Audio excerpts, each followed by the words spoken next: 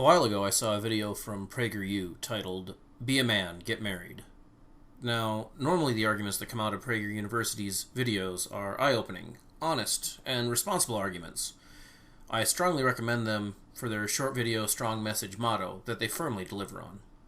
I'll link their original video in the description, and you should scope out their channel for topics you have interest in.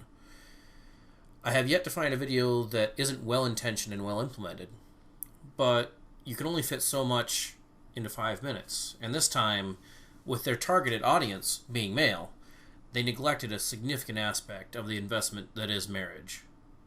Risk. Marriage might have been fine for your parents or grandparents, but of what value is it today? Isn't it, as more and more young people seem to be saying, just a piece of paper? Well, it turns out that piece of paper might be the most valuable thing you will ever own. This is part of the problem. Marriage does come down to paper. Brad moves forward in explaining that marriage provides a great motivation to work harder, earn more, and gather the lifelong fulfillment that is the role of husband, father, and provider. Masculine roles that, as he puts it, 1. After marrying, men assume a new identity.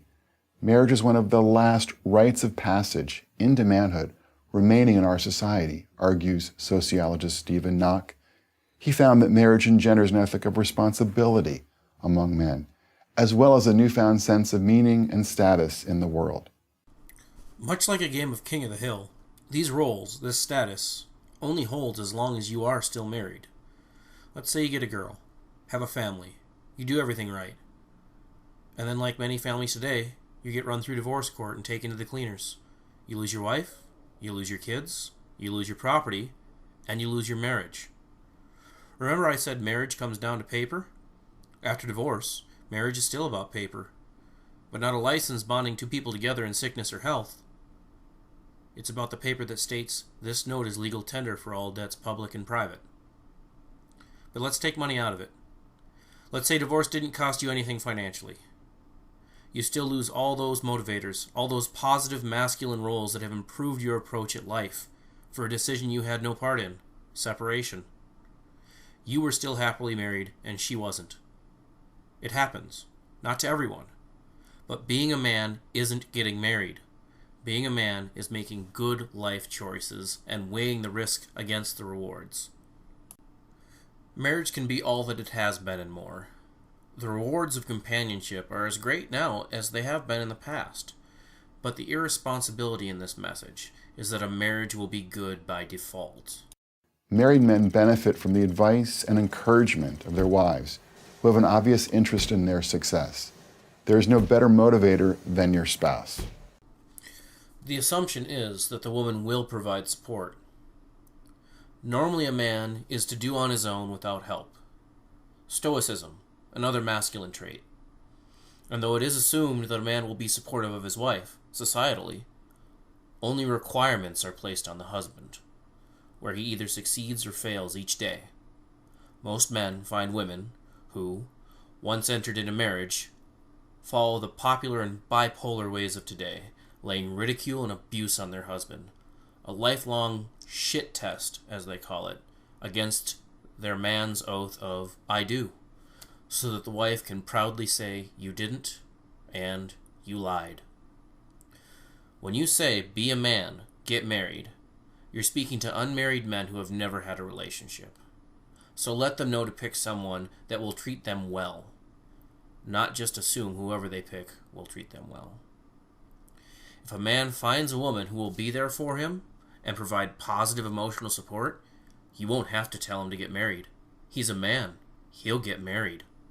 The tragedy is that despite all the good news we keep learning about the benefits of marriage, the institution is in retreat. In 1960, 72% of all adults ages 18 and older were married. Today, it's 49%. In 1960, the average age at which men married was 23. Today, it's 29. In 1960, divorce was much less likely, as the divorce revolution wasn't in full swing until 1970. Because in 1960, the woman wasn't guaranteed payment for divorcing her husband, much less assumed custody of the children and subsequent child support.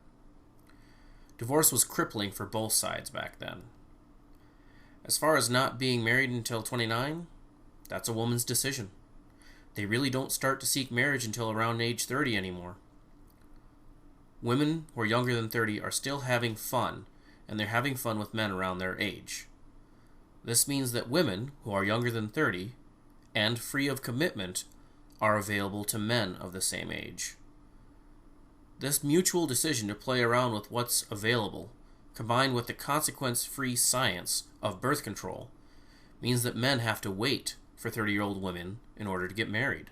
The consequences of this are negative across the income spectrum, but they are especially so for those in the lower and middle classes. Divorce, family court, lawyer fees, child support, custody hearings, domestic disputes, and possible jail time for not adhering 100% to the court's guidelines take more money out of your pocket than you stand to gain from working a better job from a marriage. A man can always support himself if he has the want to. Having a wife initiate divorce substantially increases his minimum burden to survive. Marriage is a clear path to a better life. It always has been, and now we have plenty of data to confirm it. But if you still don't believe me... No, I don't believe you, Brad. And I've never been married in order to find out. I have chosen to weigh my investment against its risks, and until I find a partner, a loyal contributor, I won't bother getting married. It's a small part of the argument for marriage, but I find that a message that is only pro-marriage in the current year is wishful at best. Marriage is a clear path to a better life. It always has been. A more responsible way to phrase that message is that marriage can be a path to a better life. It can be. Saying it is does not ring true to people's life experience. And even in good marriages, the path is not always clear. Marriage has always been a path to what can be a better life, and continued life. The best accomplishments in history have come from societies that either had monogamy to motivate the population, or slavery. Western culture is nothing if not a melting pot of both. I'm Brad Wilcox, Associate Professor of Sociology at the University of Virginia for Prager University. Now again, I'll leave the link to the original video in the description. I obviously did edit it and cut pieces out, not to misrepresent what they said. I encourage you to watch the original video and other videos from Prager. But yeah, that's my response is you gotta let people know that it's a business and they have to be business minded when it comes to marriage.